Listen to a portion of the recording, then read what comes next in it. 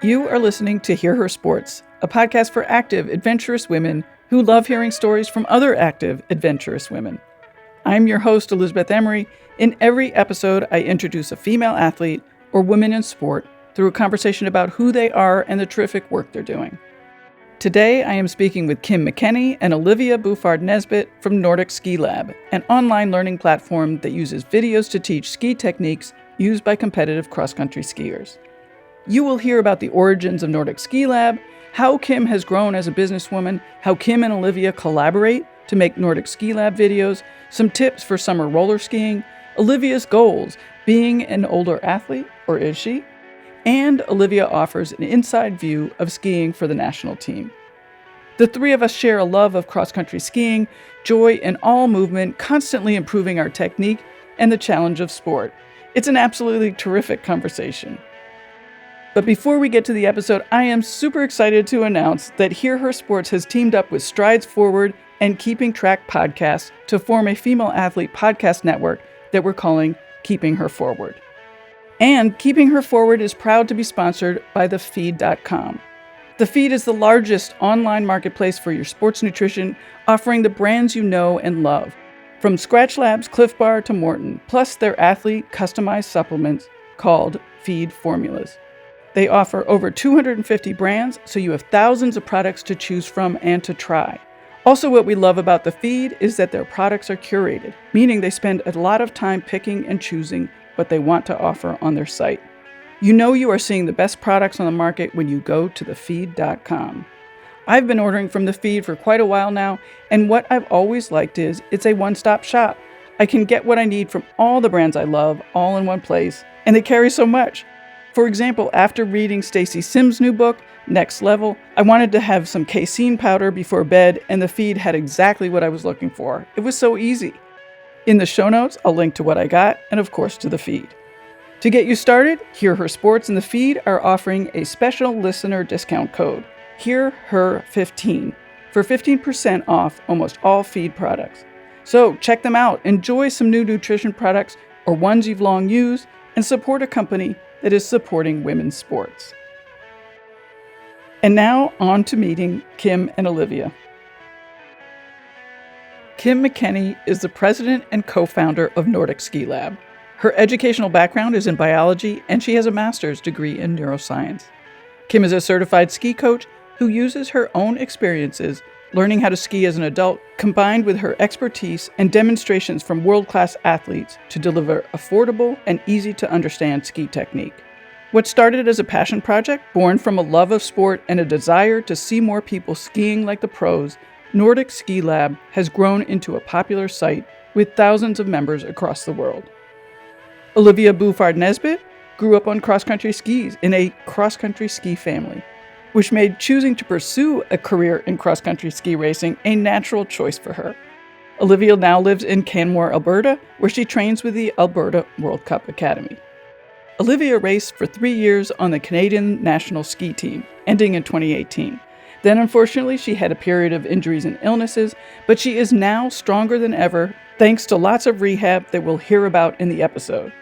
With new strength and determination, she made the Canadian Olympic team for the 2022 Winter Olympic Games in Beijing. Olivia began working with Nordic Ski Lab in 2016, and she's a primary demo athlete for them and a technique consultant. Olivia self-identifies as a longtime ski enthusiast. She is incredibly passionate about the sport and passing on that passion. She works as a youth ski coach for Canmore Nordic, as well as the nonprofit Spirit North, which empowers Indigenous youth in sport. Well, hello, you guys. It's such a treat to have you here. As regular listeners know, I am a cross-country skier, so this is particularly a treat for me to have you on the podcast. Thank you for having us. I'm very excited. Yeah, thanks for having us on. Sure. So this past winter, I discovered Nordic Ski Lab and all of your great technique videos after taking a couple lessons and realizing I really had a lot to learn.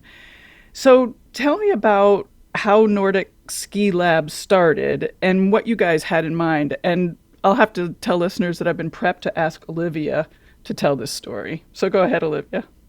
Okay. Yeah, well, I wasn't really there at the inception of Nordic Ski Lab, so definitely that is Kim's story to tell I think, yeah, what I meant to tell now is how I think Kim got into Nordic Ski Lab. And Kim and I did have a discussion about it. But yeah, my impression was that Kim really got more into skiing after she had kids. And she really liked it. And then she liked it so much she wanted to share her passion for it and started teaching. And after years of practicing the technique herself and teaching the technique, she started to find a lot of issues with the way that she had been taught. And she felt frustrated, I think, that her technique wasn't really resembling what she was seeing on the competition circuit. And Kim, being the like analytic, determined person she was, just wanted to figure out for herself what was going on, why it wasn't working for her. And she just totally like picked apart the styles that she'd been taught and thought there has to be a better way. And then Nordic Ski Lab was born. Kim, do you want to add to that? I mean, I think I'm particularly interested in like what it was that you, I guess, saw or maybe didn't see in your own technique that you wanted. And then also, not everybody's response to that would be to develop this entire online platform. Right. Okay. I'll start with the motivation for starting Nordic Ski Lab, because it is actually, it was different than Olivia's perception. And I won't spend too long talking about it, but the motivation came because of some conversations I was having with a coach here in Calgary. And he heads up a training center that Olivia is training at. And he's also the head coach, or he was the head coach of our local ski club. He had coached my kids. And he actually came to me originally asking me if I would help with some grant writing for the organization that he heads up, this training center. And I came back at him with this idea of teaming up to create an online learning platform to share better information about learning ski technique if two people are interested in skiing more in a competition style of cross-country skiing. So that's kind of how it developed. There was a conversation there, I should mention, with a woman who was on the board of that organization at the time. And she said something to me that was a little bit mind-blowing for me at the time. And I had come to her and I had had the idea that the training center should incorporate as a not-for-profit. I'm not really sure what their governance structure is or whatever. But anyway, this woman was like pretty hardcore businesswoman. And she's like, don't do a not-for-profit. You should do this for profit. And she was like just so pro-business that she really got me thinking more about like, yeah, why couldn't this be a business? So that was an important thing for me because I'd never identified myself as a business person or an entrepreneur or anything like that. And that really opened up a new ideas to me that have become, I think, like they've made a big difference in my life. That's cool. And then, yeah, the second question that you asked me was related to frustrations around the way ski technique is taught and how you learn. Is that right? Yeah. Like, what was the frustration and what were you seeing that wasn't in your skiing? I mean, because for people who don't know skiing, the technique is so crucial. The way that I think about it is a lot of really quite older athletes pass me often. And I know it's because they have great technique, because physically I'm younger and I know that I'm fit. True. That is very true. And one of the great things about learning how to ski better is to be the person who's doing the passing on the trail. And especially when you're passing that person who you know is younger and fitter than you. So yeah, that was kind of more of a gradual dawning realization. And I kind of feel like I'm still very much having those experiences of feeling frustrated with my technique and continuing to strive to find ways to improve it. It wasn't something, it wasn't like a light bulb moment. It's more like an ongoing affair. Like I was just talking with Olivia a couple of weeks ago about, she was checking my technique for me and I'm like, man, I still have so far to go. So yeah. That's one thing I really like about sport, and I say it often, is just it is endless, which is the frustration and the awesomeness. Yeah, skill building is, if you're into that kind of thing, if you like movement, you're interested in like finding those new efficiencies, then cross country skiing has like pretty much an unlimited supply of mystery. Right, right. Well, Olivia, describe how you got involved. It was actually in 2016. I had just finished my competition season. I was dealing with some stress fractures in my feet at the time, so I wasn't going anywhere, doing too much. And Chris, who was coaching me at the time, asked if I wanted to be a demo athlete for Kim, who had started this technique website. And I was raised by two cross-country ski instructors. Both my parents were ski instructors, alpine and cross-country. So technique has been something that it's a bit of like a family affair. We're all really into it. We all love it. And I had always been obsessed with it and loved to like work on my technique and finesse it. And I'd always wanted to be one of the best skiers in Canada, but also one of the goals that was parallel to that was, I always told myself I want to be the best technical skier in Canada. So to be asked by Chris to be a demo athlete was like a little rewarding. It felt rewarding for me that my technique was being recognized. And also I was just excited because, I put so many hours into my own technique that to get to actually do something with it other than just race with it was really cool for me. Yeah, Kim and I met. I did some demo videos for her with Ivan Babikov. And then I think we just started to have a lot of fun talking about technique. And I really wanted to create good content for Kim. So especially at the beginning, we would do so many takes, and she was she was really generous in allowing me to do like multiple takes of my technique and watch the video back every time. So yeah, that's how it started. And now you guys, it sounds like you guys are like intimate collaborators. Definitely. I would say we are both in the context of Nordic Ski Lab and also with my own technique. I love now sometimes Kim just creates mini videos analyzing my own technique for my own sake because I'm still trying to improve it. And like you guys both mentioned, you can never stop. There's no end point with cross-country ski technique. You're always working on it, and there's always something to improve.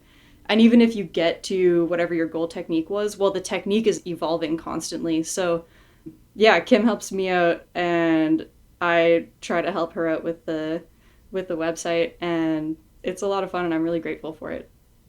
What's the nitty-gritty of actually making these videos and deciding what you're going to focus on and which techniques you're going to highlight?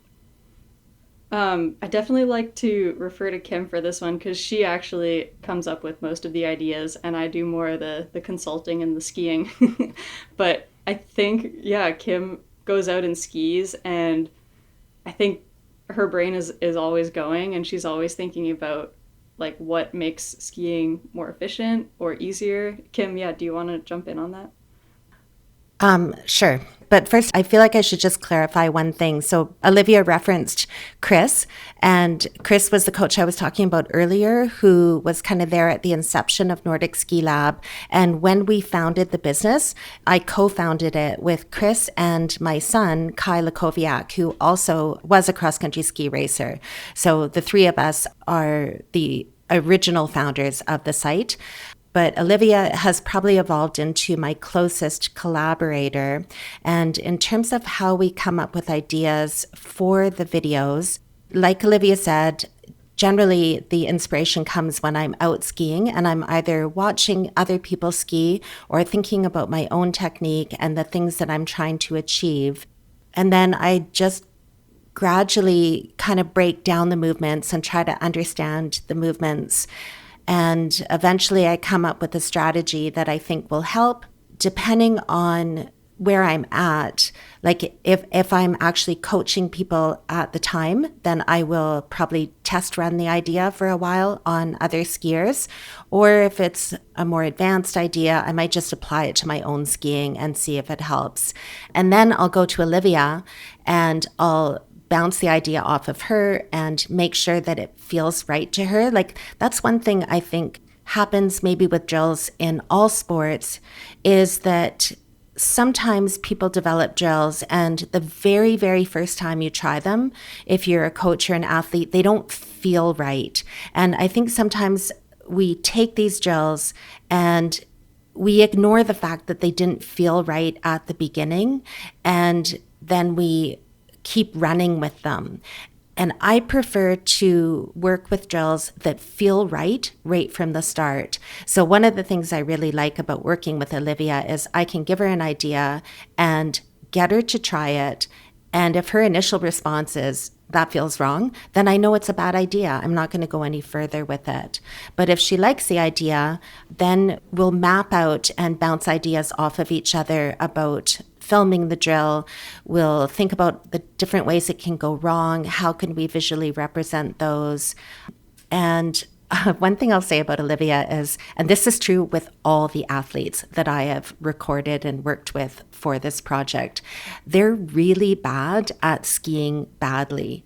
So if you want them to demonstrate an error, it's really hard to get them to do it. And one thing that has happened during our collaboration is Olivia has gotten a lot better at skiing badly on demand. So she can make these adjustments to her technique that are super impressive. It's really impressive to see how she can change her technique in different ways. That is quite a skill she's got now.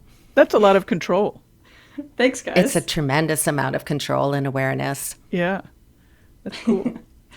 Kim, do you race? I have a little bit in the past, but I find it has, I always end up with a really sore chest and sore lungs, and it lasts a long time. And so it feels a little bit, it worries me. And so, yeah, I tend not to. I know, Elizabeth, that you raced, and do you have that experience? Does it bother you? No, it didn't this last time. So just briefly, I had this lesson in preparation for the Berkey, and I realized I didn't know what I was doing, basically. And so the whole season leading up to the Berkey was improving my technique and being able to ski better. But I really found that I had sort of technical limitations. So I don't think that I can go super hard because my technique is limited. Does that make sense? I can relate to not being able to get the most out of your capacity just because of technique inefficiencies, because that's how I feel when I swim. Actually, that year that I had those stress fractures in my feet, the only training I could do when I was recovering from that was swimming and stationary biking. And I hated swimming prior to that, and the first few times I got in the pool, I would do one length, not even a lap, a length of a 25-meter pool, the half-size one, and I was up on the side of the pool deck gasping for air. I think, because cross-country skiing is so technical, that could be a frustration, is not being able to maximize your capacity because of your technique inefficiencies. But yeah, that's what makes it gratifying when you do find those technique efficiencies eventually. Yeah, and I recently spoke to a rower, Michelle Sexer, and she used a term, technical endurance, which I just absolutely love. And what she was referring to is that in her racing, rowing is so technical as well. And so she has to be able to be equally proficient at the end of the race as the beginning, which is really hard when you're, busting a gut. Kim, I asked you about racing because I think it's really interesting that you don't race but are still so concerned with technique. What keeps you interested in improving? Because there's this sort of model with athletics or sports that, there has to be this goal, like a competitive goal. And so I actually love training, and I love sort of that, what you were talking about movement and just sort of improving and watching improvement and sort of just this satisfaction of doing something more efficiently or more easily. But that's not really the vision of what sport is, I don't think. Okay, yeah. So I don't have a competition in mind. I definitely see the advantage to targeting some kind of a competitive goal and setting your sights on that, it probably would help me make progress better. But like I said, like it is physically, I just find it so hard on the lungs that it's unlikely that I would do that. And I know people will say like, well, just go and don't go so hard. But if I'm out there in a race and there's other people, then yeah, I am going to be competitive, and I'm not going to just lollygag along. I'm going to go hard. Right. And like you, I'm super interested in movement. I think moving well, it's not just fun. I think it's also healthy to move well. The better we can move our bodies, I think the better longevity we'll have in terms of being able to continue to move and move well. So yeah, I'm curious. I'm just always curious about what can I possibly do? What skill could I learn? Is it too late for me to learn to do a backflip? You know, like in some ways I feel like at this point in my life, I'm in a little bit of a race against time. And I think, is that something I can do before I die? I think that a lot about a lot of things. Like when I was talking to you earlier and looking through all the podcast episodes that you've recorded and all the interesting women that you've recorded, all the different sports that are represented, part of me is like, oh, could I do that? Like, is it too late? Could I do that too? So I don't need a race in order to be motivated. That's cool. I love that. I want to talk more about longevity, but first, both Kim and Olivia, can you talk a little bit about your sort of sporting background and how you ended up skiing? Olivia, why don't you start? You sort of mentioned that you come from a family of skiers already. Yeah, it really is in my family. Yeah, both my parents, like I mentioned earlier, downhill skied, and I like my dad's story. He, alpine raced when he was in high school, and then I think he started to not necessarily get bored with it, but I think, like all of us here on this podcast, we're just interested in the challenges of sport. And his dad had opened a cross-country ski shop, the only one in my hometown. And he just told my dad, you're going to teach ski lessons. My dad was maybe 18 at the time or 17. And my dad hadn't really cross-country skied before, but he started, and then he recognized how much fun it was and how much more difficult it was because he, was already a skilled alpine skier, and you require so much more balance on cross-country skis. And he said it opened his eyes to, like, it made the descents exciting again and thrilling again. So that was the start of his love affair with cross-country skiing. And when he met my mom was an alpine skier, and he introduced her to cross-country skiing. And growing up, we all alpine skied as a hobby, but really we were a cross-country ski family. That's what we did every weekend. And yeah, my dad coached a program that I was in from a very young age. A cross-country ski program that was not focused on competition, but it was really focused on fun and adventure.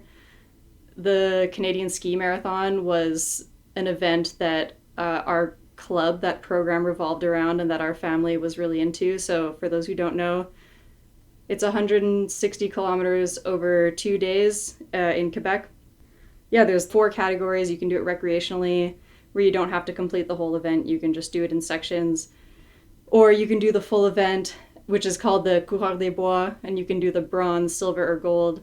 The bronze is the whole distance, the silver is the whole distance with 5-kilogram backpack on your back, and then the gold is the 5-kilogram backpack minimum, and you camp overnight. Wow. So that was kind of, like the culture of skiing I grew up in. My dad also, still to this day, takes care of the cross-country ski trails in my hometown in Morne Heights, Quebec. So he grooms the ski trails here and maintains them. Yeah, so I started out as a baby in a backpack on my dad's back. Then that evolved into me on alpine skis at, 2.5, 3 years old, holding a ski pole between my legs like a pommel lift as he cross-country skied on the ski trails. And then I think around 4, they put me on cross-country skis, and that was it. It was just like, I just have loved it. I've been doing it since before I have memories of doing it, and I've always loved it. And I think, yeah, when you're someone who is, like, I'm a little competitive. I really love to move. I love to train. That was always fun for me. I love the challenge of sport. And when you have developed these skills to be like proficient at a sport and you're kind of inclined to be good at it, I think it's natural then to take the competitive route with it. And I started to train in high school. I was kind of a late bloomer, so I wasn't, having huge success as a high schooler, but it was something I really wanted to do. And yeah, as I started to train more seriously, started to get closer to tasting that success. And yeah, here I am now, still doing what I love. That's awesome. So Kim, what about you? My sporting background is kind of like generic 1970s style multi-sport, I guess would be the word for it today. So just, your typical middle class kid doing lots of sports all year round. So sports in school, soccer in the spring. For about 5 years, I did competitive synchronized swimming. So I spent a lot of time in the pool growing up. But I wasn't a star or anything like that. But I've just enjoyed sports over the year, but I never really would have identified as an athlete.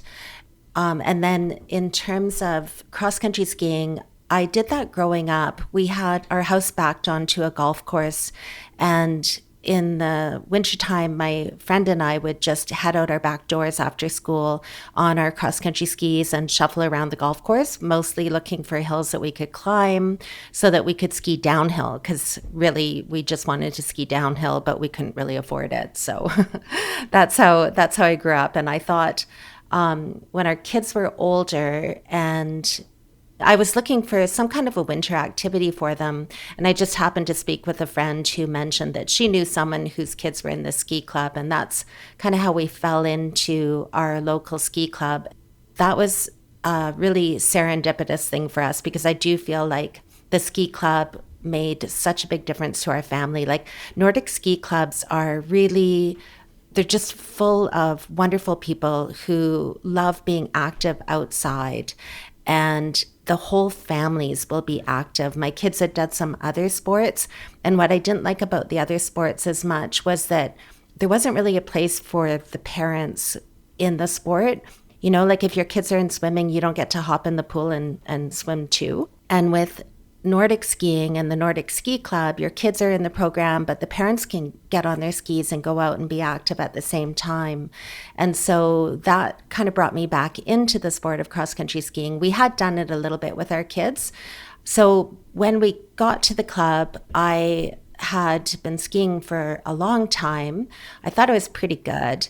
And then that was my first exposure to competition-style cross-country skiing. And I was like, what the heck are these people doing? Like, what is this? And they're going so fast. And yeah, it was just totally eye-opening for me. And I had one of those big moments in your life where you're like, oh, I don't know anything. Which are exciting moments. I think those are exciting moments in our lives, and we should embrace them. Talk a little bit more about that, about the difference between what you're calling competition-style cross-country skiing and, I guess, recreational, newbie? I don't know. The words are difficult because I don't compete myself, but I still love that kind of skiing. And the word competition can be kind of a loaded term. It can turn off some parents, especially. Like, it would have turned me off if I had, done any research at all and I had looked at different ski clubs before putting my kids into a club.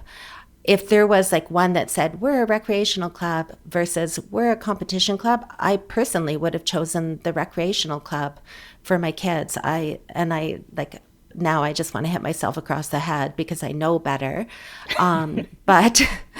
So what are the right words for these things?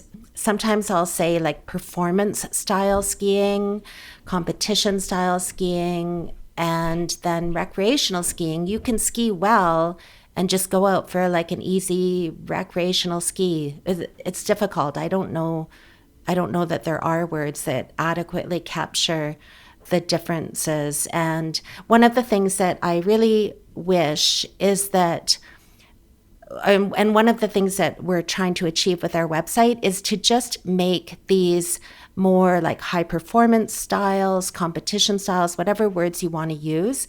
We're trying to make those techniques more accessible and more widely used within, especially within Canada, but within North America and the world. One of the things that I was really struck when I had that moment of like, oh my gosh, I have no idea what I'm doing, and learning and I'm going to botch the names of the two techniques, but there's V1 and V2. Remind me what those two are. Yeah, so V1 in Canada, we call that offset.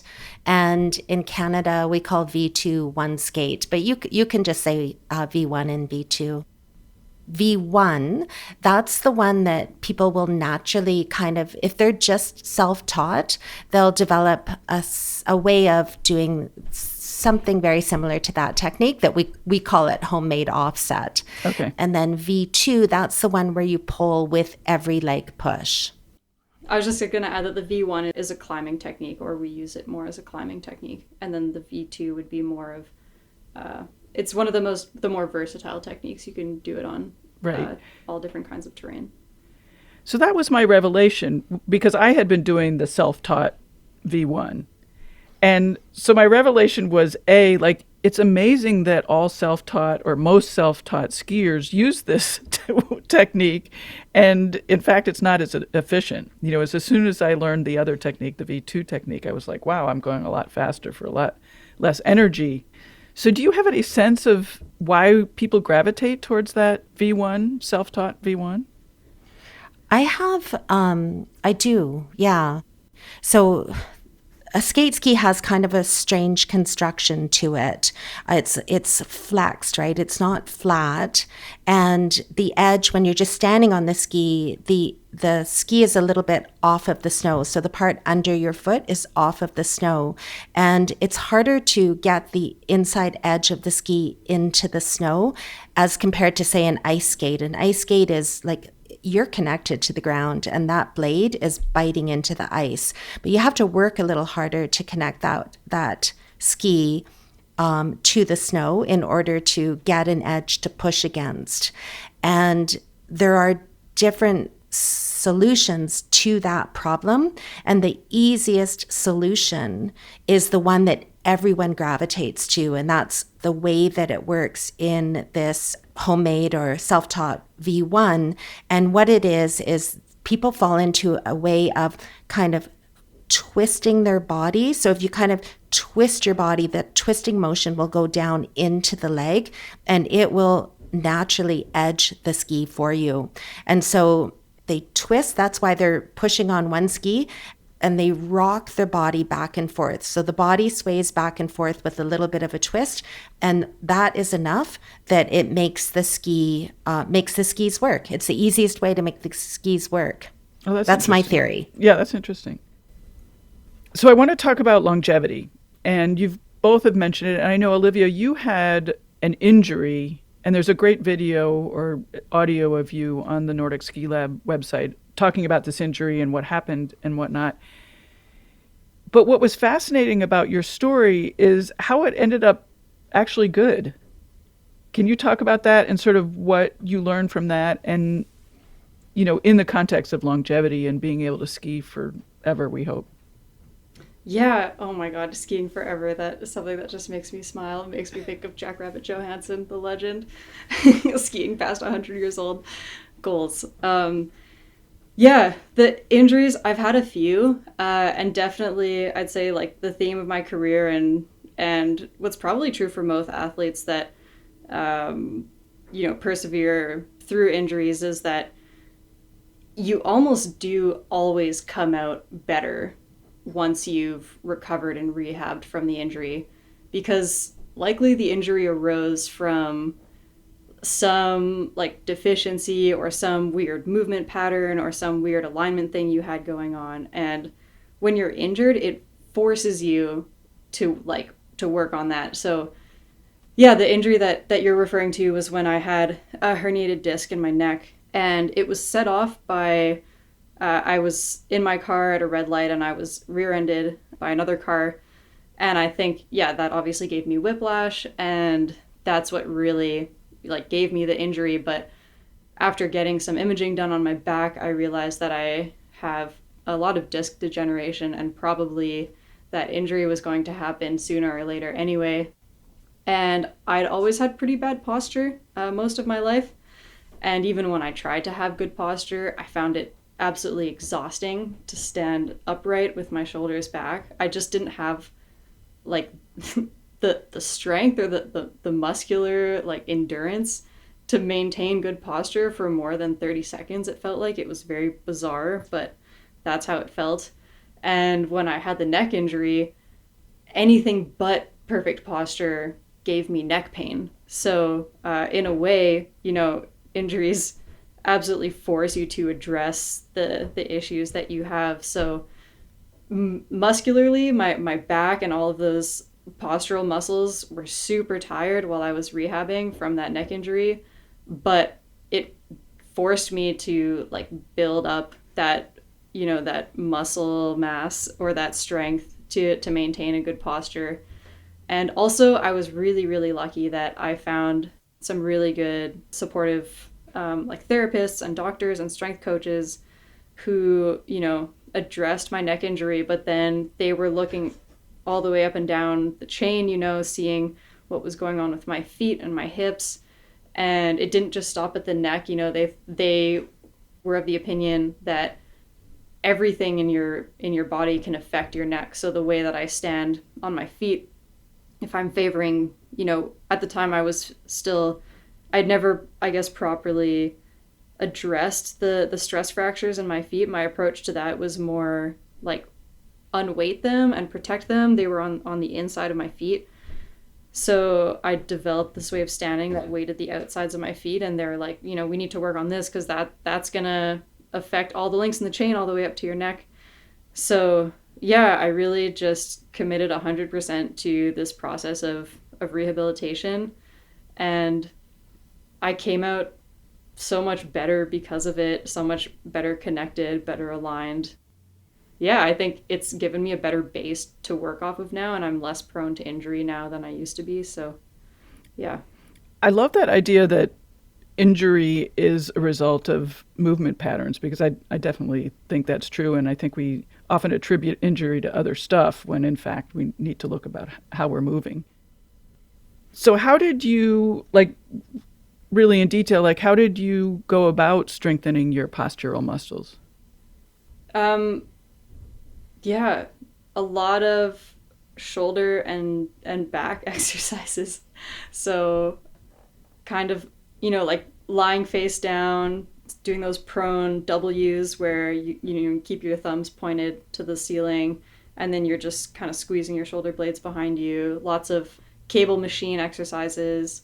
I really had to develop, the muscles in my back, and also learn better how to connect my core, like my inner core, kind of, pelvic tilt kind of things. And what else?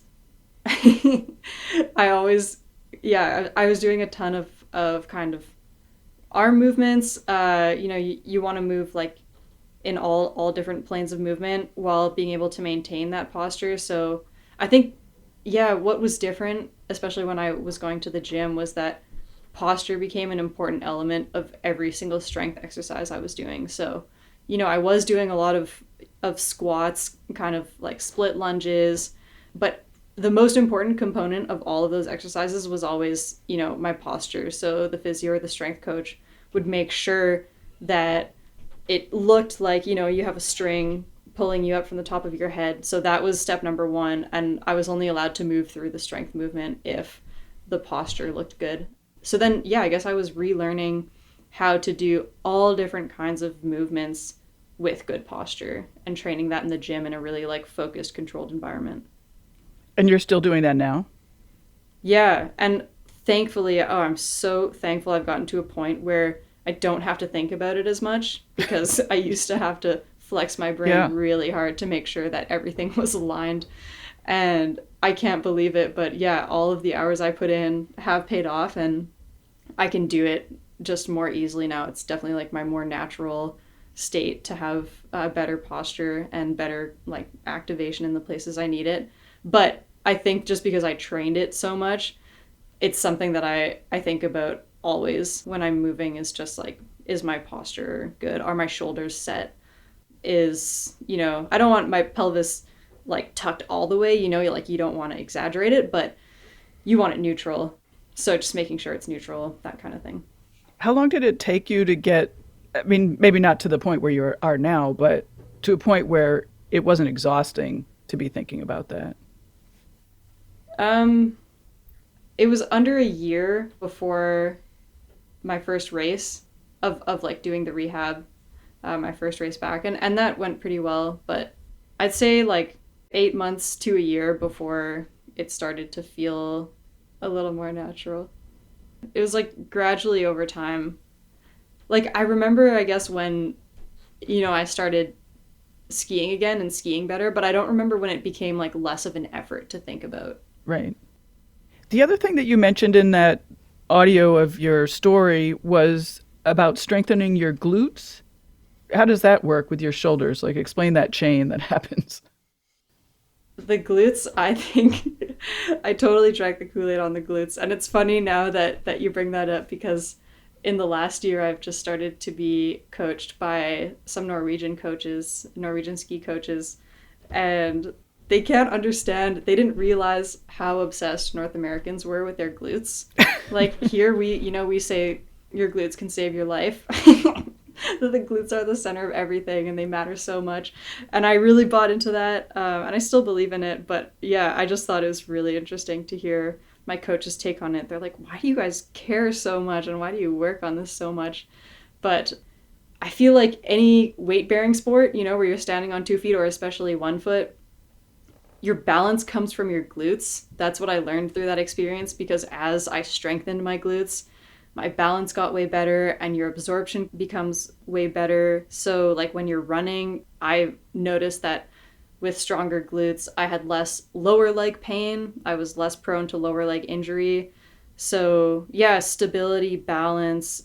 I think too, in a sport like cross-country skiing where you're using your upper body, your poles, like all of that power, you want to transfer it as effectively as possible into the ground, into the snow, to move yourself forward. So every link in that chain needs to be as stable as possible so that you're not leaking energy in too many places. And the hip is a super strong joint. Like you move a lot from your hips in skiing. You can get a lot of power out of that joint in skiing. And so I think we're better served to have stronger, more stable glutes to like for that power transfer, and also just that stability and that balance. I just wanted to comment a little bit on what Olivia was saying and all the work that she's done on her posture. And 2 things I think that people might find interesting are, number one, it is one of the reasons why I use Olivia so much in our videos, is because she does have really lovely posture now. And generally in the sport, that's not the case. So it's hard to find athletes who have great posture and can exhibit technique while maintaining good posture. So she really stands out that way, and it's been of tremendous benefit to our website. And then the second thing I wanted to mention is just kind of an interesting observation. So we've been making videos together now for about 6 years, and I've watched her develop and her style evolve during this time. And one of the things I think is so interesting was that when we first filmed her and she didn't have great posture and she wasn't thinking about it, so before her injury, she had this like real kind of like carefree spirit to her skiing that was really lovely to watch. And then when she was injured and really focused on her posture, her skiing became a little bit more guarded, and a little more restrained. It lacked that that quality that it had had before. So her posture was better, but she had kind of lost a little bit of the flow. And now I feel like she's in this place where she's recaptured the ease and kind of being a little bit more carefree and joyful in her technique. And anyway, I just thought that would be something that people would be interested to hear about, how things can change over time. And like she said, overall, you come out at the other end in a much better place, even if you're in a little bit of a place now where you're struggling or feeling injured and discouraged. Well, let me ask a follow-up question to that. How, as a coach, both like in person, but also through the website, how do you deal with posture? And particularly because Olivia's work took so long. I mean, it took a lot of months, and also required not just sort of, okay, you should have good posture, but you need the muscle support and the ability to actually hold that posture. So it's not something that's, I don't know, I wouldn't think it would be easy to coach and just say, hey, get better posture. Yeah, exactly.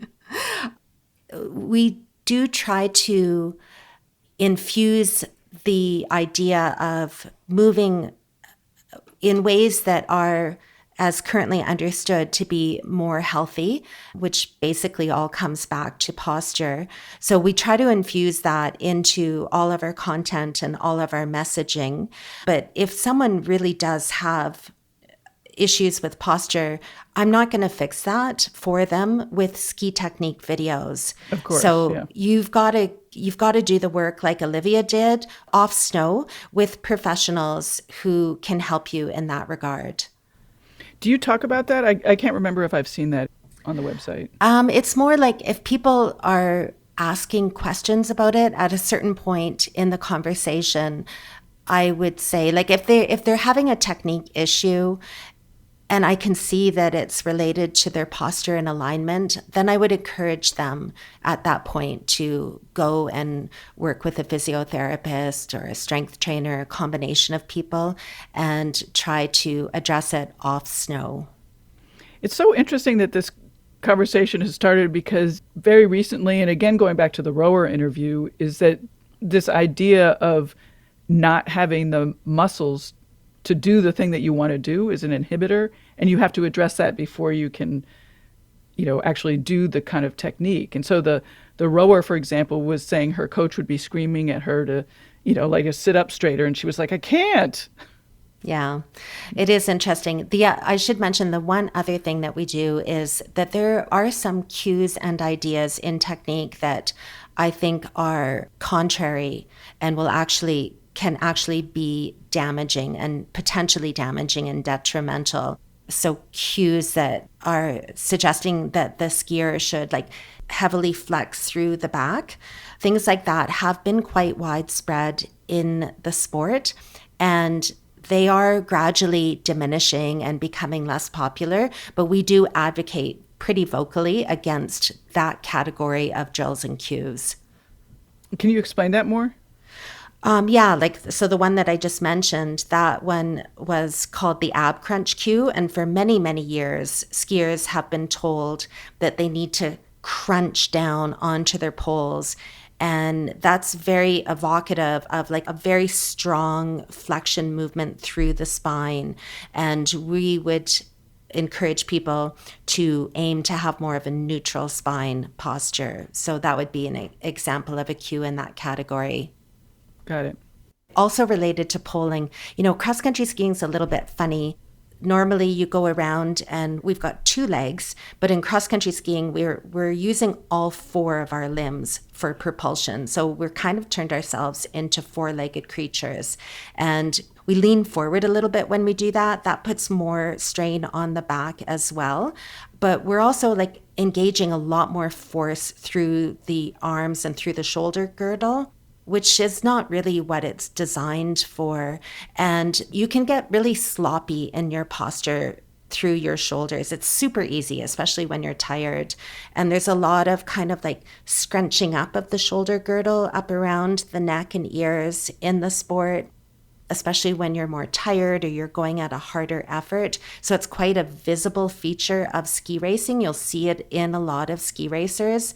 So that's another area where I think that the sport needs to move and bring more awareness and be more conscious about how we're training people how to move in order to prevent the issues that could potentially arise from these poor postural habits. Did that make sense?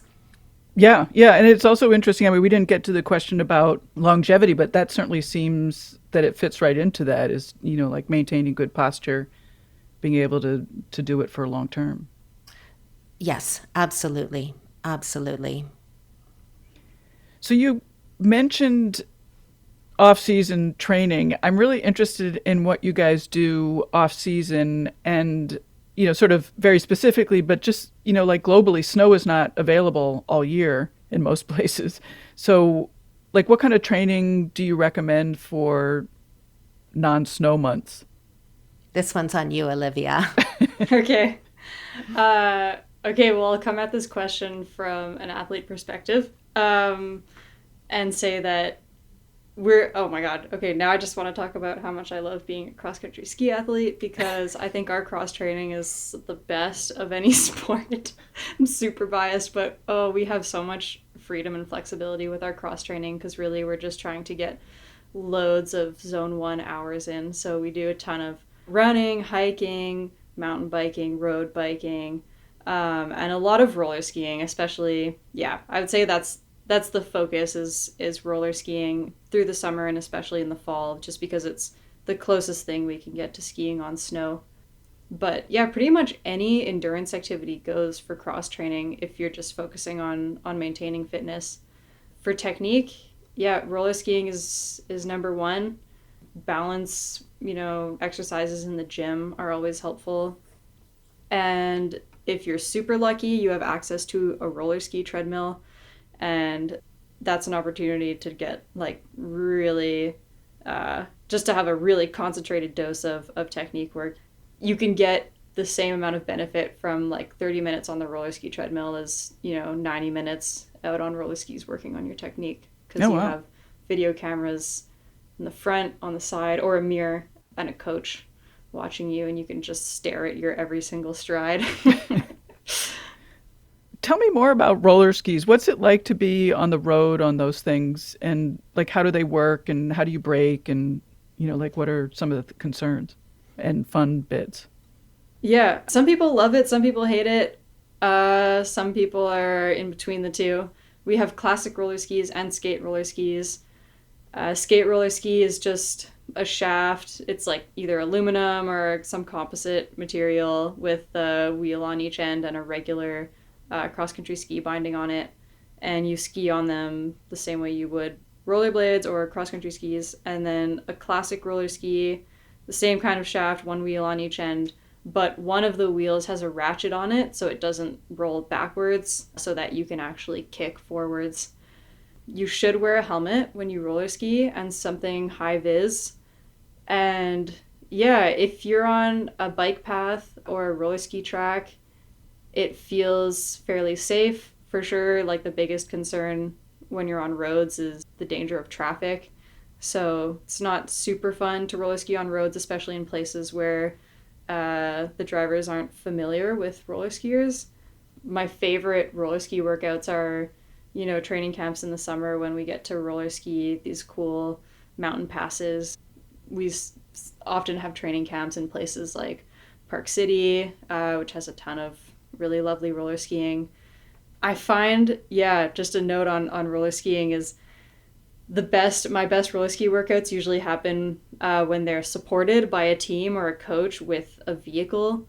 So for safety, first of all, they can, follow you on those long skis and check in and make sure everyone's doing okay. And also you can roller ski up a long pass and then, a pass that might be dangerous to roller ski down because we don't have brakes on our roller skis. So you just get a ride down in the car or the team van.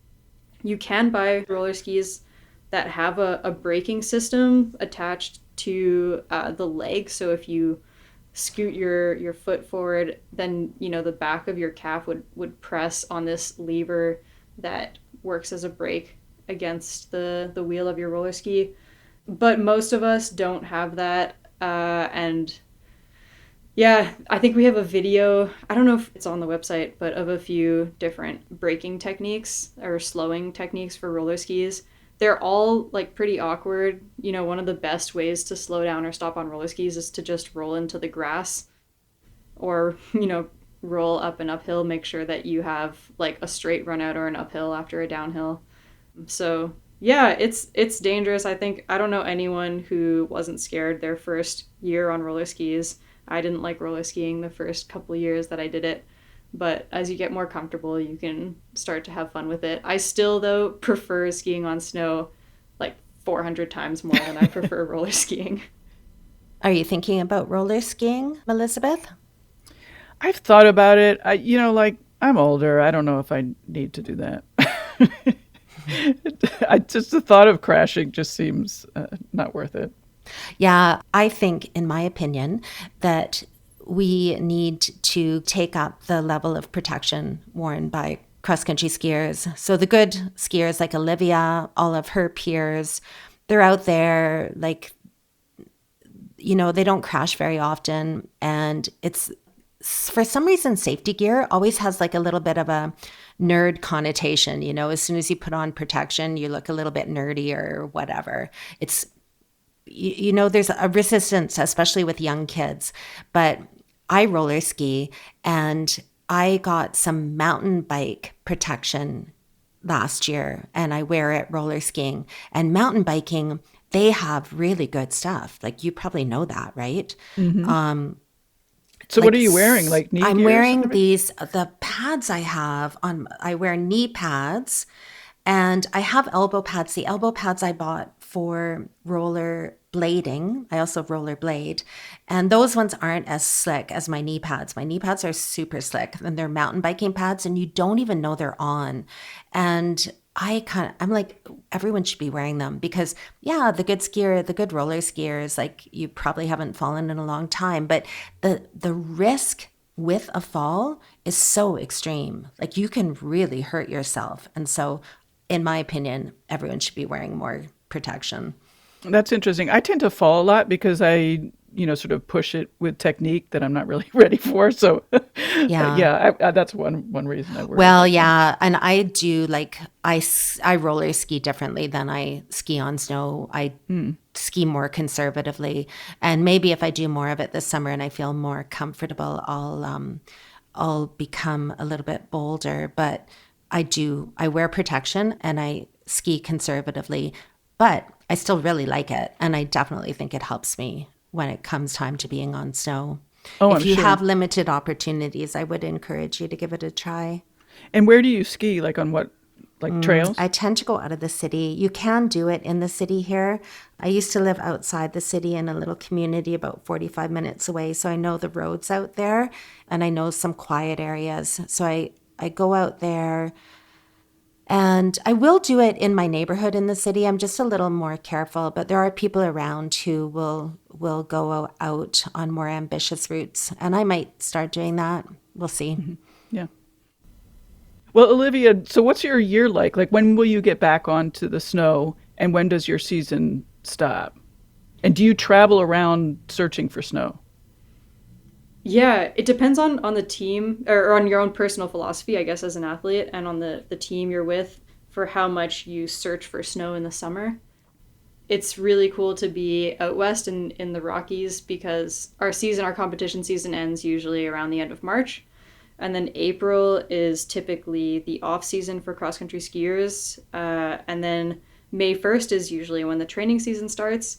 And so, for instance, May 8th, I will be back on snow for a training camp at Mount Fortress, which is in Kananaskis country, fairly close to Canmore, Alberta, where I live now.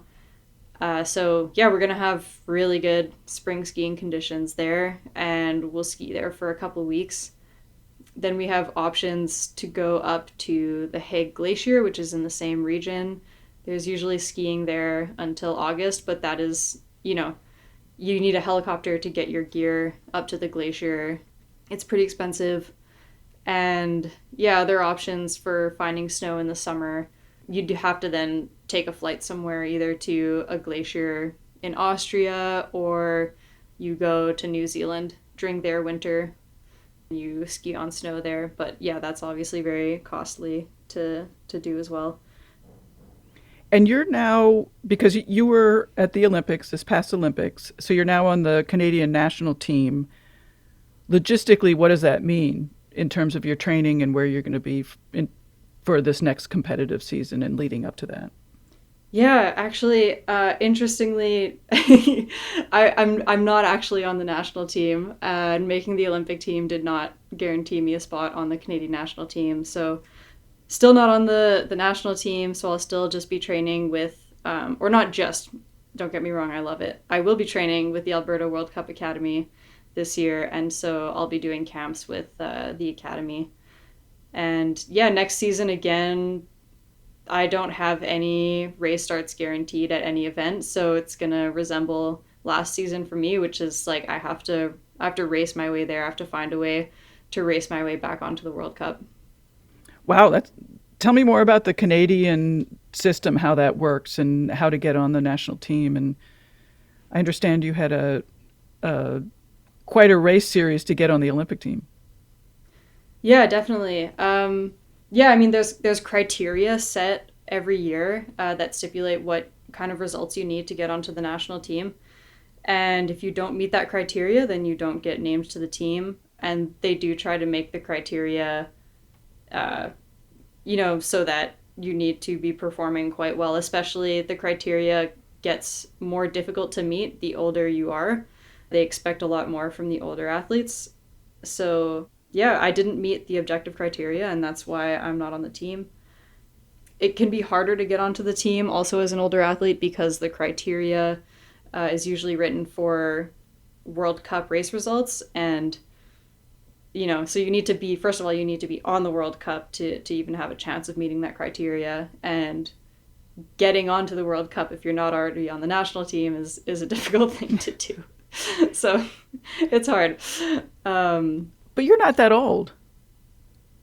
Oh, well, I've been made to believe that I am. No.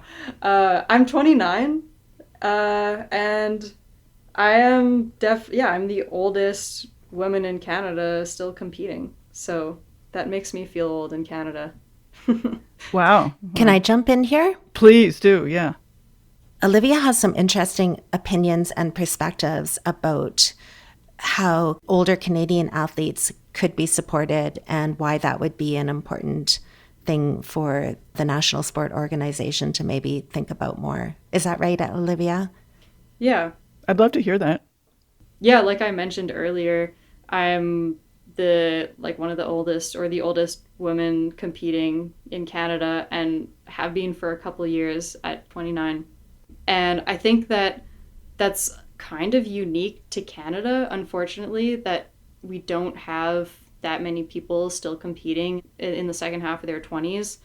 The people who do tend to keep competing later into their 20s are the people who are already on the national team and are supported. But in the States, on the domestic circuit, you see a lot more women in their late 20s and early 30s, and in Europe as well. I think that's because in Canada, we kind of base our performance benchmarks on the performance benchmarks of the Scandinavians, when in reality, we don't have the same development model.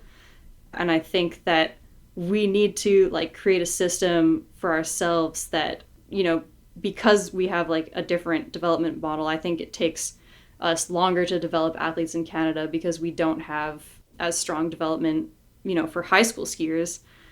I would just love it if in Canada we found a way to support skiers just to get to their late 20s, because when you look at the most successful Canadian skiers, their most successful seasons were happening near the end of their career in their late 20s. So to me, it would make sense that, we like actually want to encourage Canadian skiers to get to that point in their career where they're performing at their best, rather than trying to weed them out when they're 23 and, saying if you haven't made it by the time you're 23, then it's just going to become harder from here. So yeah, I think because our development system is different, that we need a bit of a different approach to supporting athletes. And I think if we had more athletes still competing and supported in their late 20s, we might have more success internationally. We don't have the luxury, like other countries do, of having a huge population of high level skiers. So I think we need to like nurture the ones that we have and support them and help them get to the peak of their careers.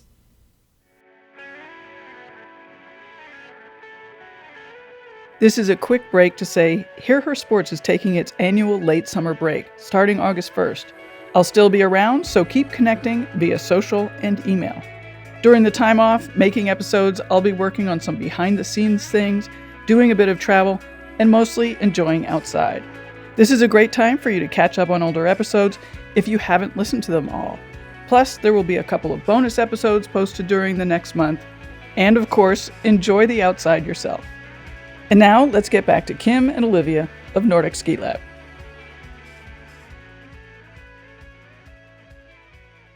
Kim, tell me more about your business. And you mentioned that it is a business and it's not a not-for-profit. So what have you learned and what are your plans?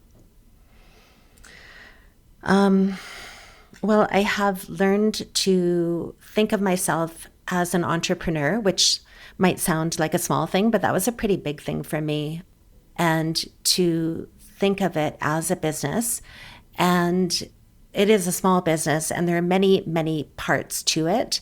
And I'm the main person doing the work behind the business. So I have to do a lot of different kinds of tasks and learn a lot of different things. That sometimes is kind of exhausting. My favorite part of the business is making the videos. And I think without that part of it, I'm not even sure I could sustain it, because that kind of creative outlet is very enjoyable for me. In terms of the business is about, I guess next year it'll be 6 years old, and it's growing really well. I think primarily because of the videos that I've put up on YouTube and also word of mouth. So we've never really gotten the hang of marketing and we've never invested a lot of money in marketing, but the business has continued to grow. So that's been kind of the magic of the online business world, like what can happen just through search and word of mouth. We have members from, I haven't counted for a while, but I'm going to say over 40 countries from around the world. And that's been just exciting, gratifying. We have a community forum, so people will post pictures of where they're skiing in different parts of the world or introduce themselves. And it's just great to be able to make those connections and see people all over the world loving the sport in similar ways. The way that Nordic Ski Lab is set up is that I always thought about the growth in all aspects of it. So I always tried to make things so that they would kind of self-perpetuate. So putting a video on YouTube is a sort of self-perpetuating form of marketing. You put a lot of work into it at one point in time, but it continues to feed and generate growth. So that, and also just in like when you have a website, you always have to like attend to the website, the structure of the site, the speed of the site, and make sure that it's doing well in search and things like that. So that's kind of one of the amazing things about having an online business is it's really democratized business and made it possible for someone like me to create something like this and have it grow into something that's quite sizable. So it's been fun. But at the same time, like you said, we kept the price very affordable. I think that we have one of the most affordable and good value subscription services out there. And I do that for a number of reasons. One is to try to relieve pressure so that I don't feel like I have to be churning out content all the time. This year has been a high content year, but I still want to be able to say like, I got to back off here just for my own mental health and still feel very confident that people are getting great value from the money they're spending. And then also this lower price, we do have like a broader mission of trying to grow the sport and improve the level of skiing in the country. And so keeping the price low helps us achieve that goal. And it is kind of part of marketing too. Like if you can keep your price lower, it's easier for someone who comes to the site like you did and said, oh, I like this video, I'd like more of this. Usually when you're in that situation, you go to the site, you always have this little feeling like, oh, how much is this going to cost? You know, how much do I really want it? And I hope that people come and they look at the price and they go like, oh, wow, actually, that's totally doable for me. And then they pull the trigger. Right. Well, that was my experience. Good. What's in the works for this coming up season? Well, I always approach this time of year where it's a little bit like New Year's resolution time for me. So you know how on like January or December 31st, you're like all set to start your new life on January 1st, where you're going to transform into this amazing person and set all these resolutions. That's what I do at this time of year with regards to the business. I'm like, I am going to audit every single video that's on the website and remake all the ones that I need to. And I'm going to like totally redo the design of the website and really try to make it more user friendly. And yeah, just on and on. Like those two tasks themselves that's a mammoth idea right there. But I always come into this season thinking that, because I don't, we'll still make video. Olivia and I will do some things on roller skis probably this summer, but I would like to use the summer to start to just reorganize and tidy things up. But what ends up happening is the sun comes out and I just want to go outside and I don't want to sit in front of my computer anymore. So that's why it's understandable. Like New Year's resolutions. Yeah. Right. And Olivia, what are your goals for this season coming up and what do you have planned?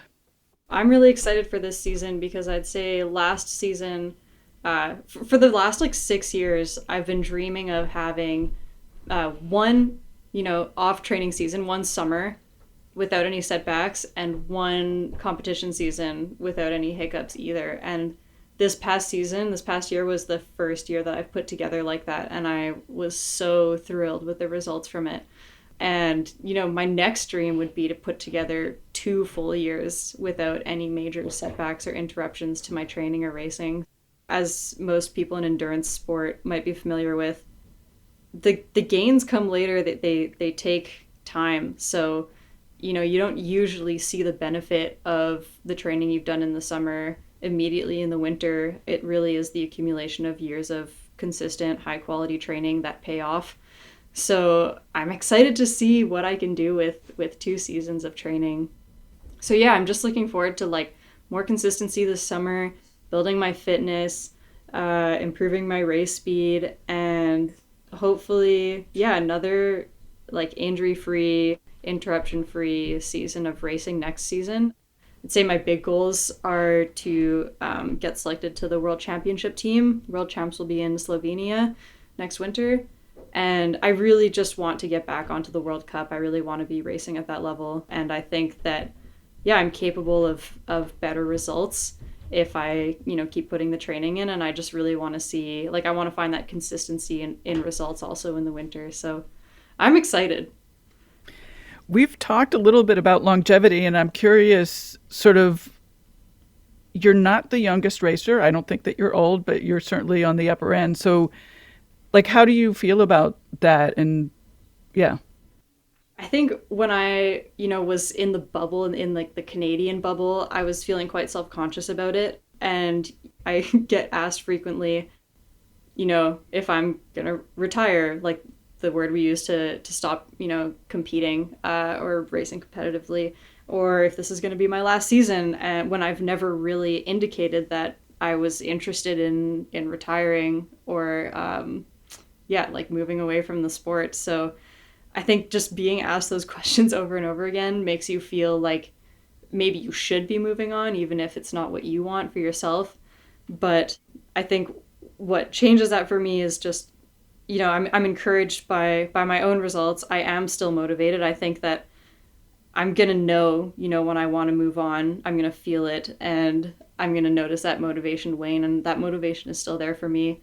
And then being exposed to, older athletes who are still enjoying themselves, improving, and who are still motivated themselves too. I met a ski cross athlete at the Olympics, Brittany, who is a year older than I am, and we were talking about, like her journey and what was up next for her, and she said she was super motivated to compete at the next Olympics, which is 4 years away.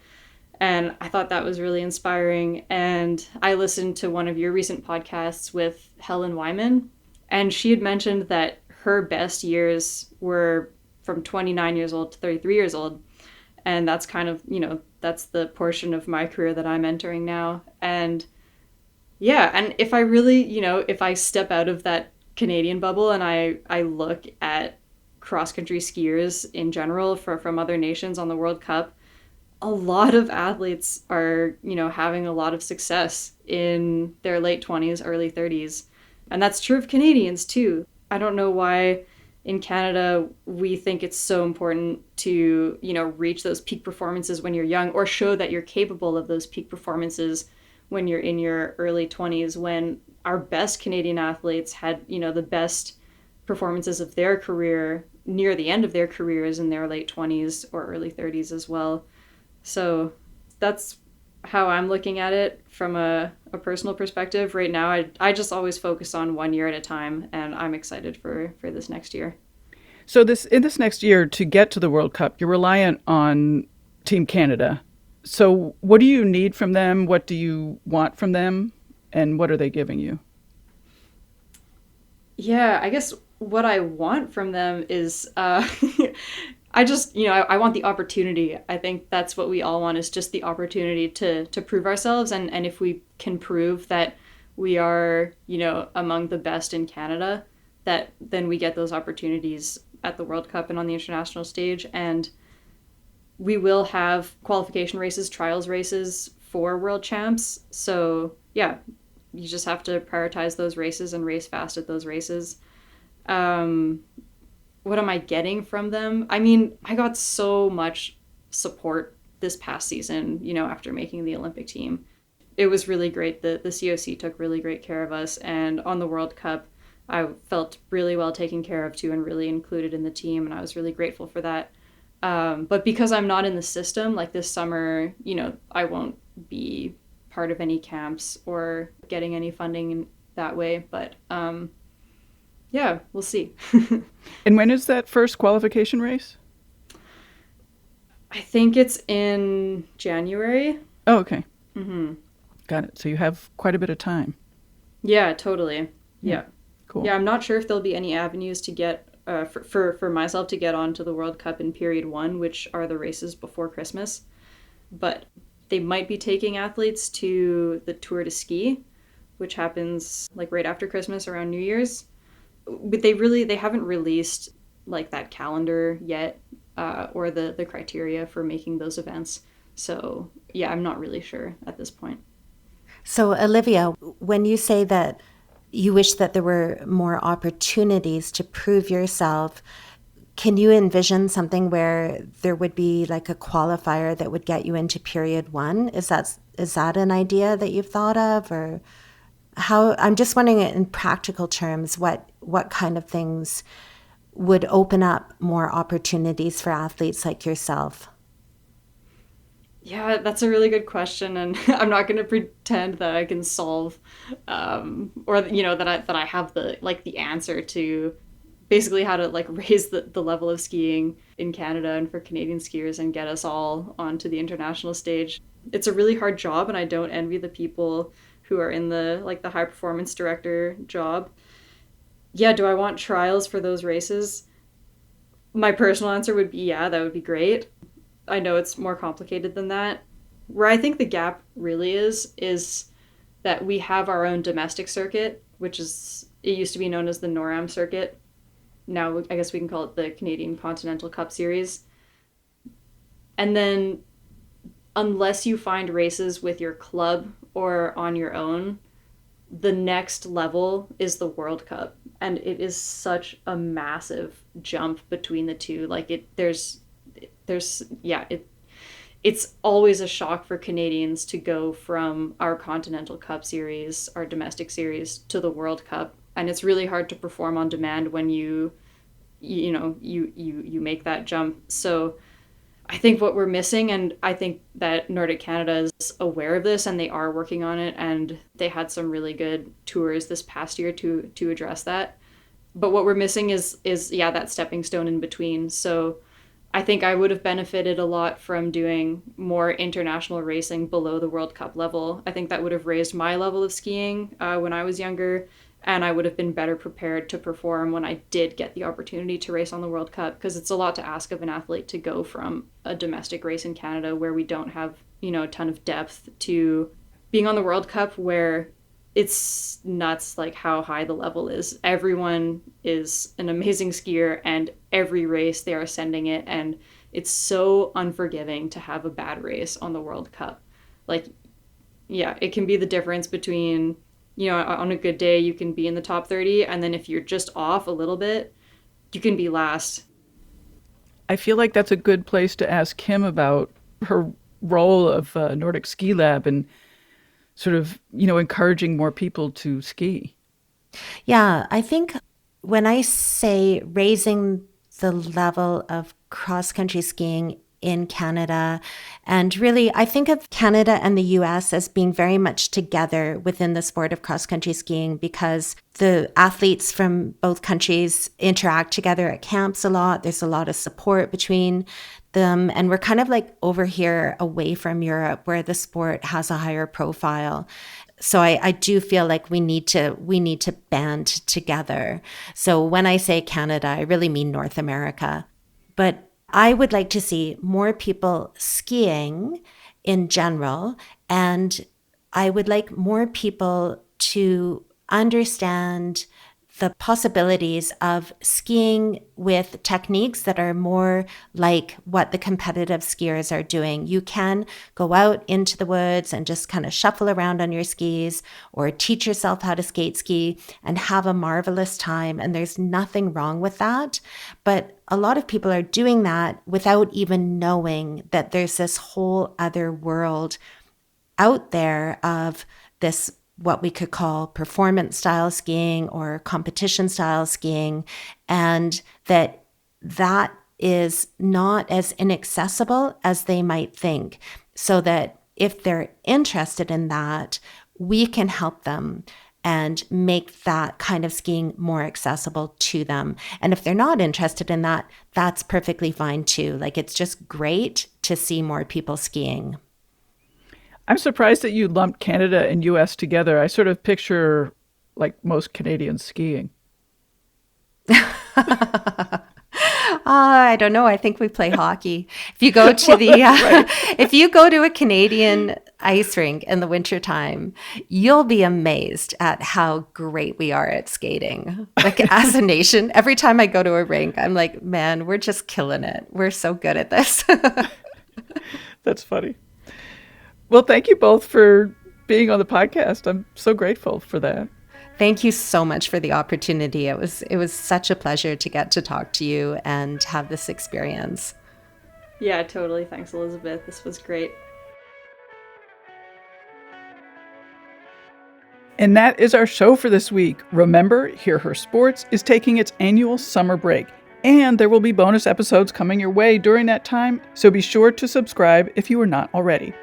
Thank you to Kim and Olivia. I am looking forward to staying in touch with them, using Nordic Ski Lab if, or should I say when, I start roller skiing, and following Olivia through her season starting in January. Check out the show notes at hearhersports.com for links to things discussed in the episode and for links to our sponsor, The Feed. Keep tuning in to every episode of Hear Her Sports. There is so much to talk about surrounding women's sports, so it's fantastic you are here. Tell your friends about the show, or just tell them about what you heard and learned on the show. There are other ways to keep the conversation going. Hear Her Sports is on social with the handle @hearhersports. You can send me an email to elizabeth@hearhersports.com. I always love hearing from you and definitely will respond. And remember to sign up for the Hear Her Sports newsletter. Sign up at hearhersports.com. Until next time, bye-bye.